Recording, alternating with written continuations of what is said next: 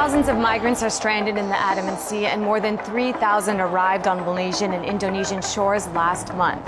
Most of them have been Rohingya Muslims from Myanmar. So why are so many people risking their lives? To flee religious persecution.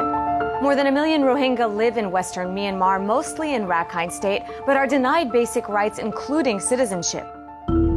Over the last 3 years, sectarian violence with majority Buddhists has caused more than 100,000 Rohingya to flee Myanmar by sea.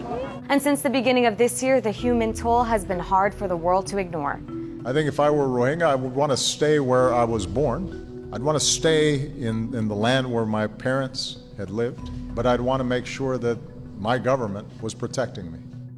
But they're not. Myanmar's government is saying that the migrants aren't their problem and claim that the Rohingya are illegal immigrants from Bangladesh. And there are Bangladeshis in the same boat, literally.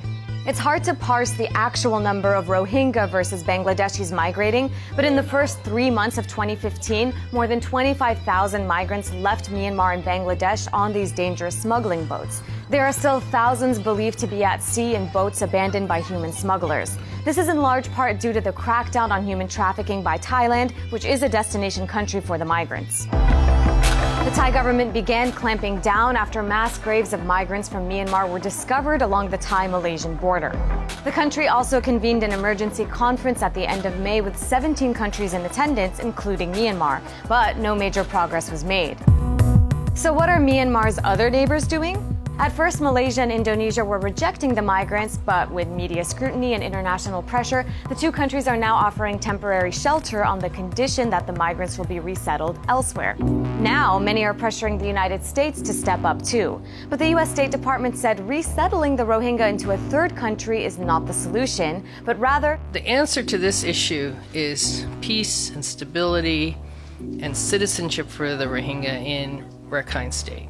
But it doesn't look like an end to what Human Rights Watch called an ethnic cleansing is coming anytime soon. And in what has disappointed many, Aung San Suu Kyi, the main opposition leader in Myanmar and Nobel Peace Prize laureate, has been mute on the crisis. You know, they'd sit out there for weeks, these people, in deplorable conditions. Actor Matt Dillon cast the spotlight on the plight of the Rohingya in his visit to the squalid refugee camps in Rakhine State this week. But Hollywood aside, what will it take for Myanmar to solve this crisis once and for all?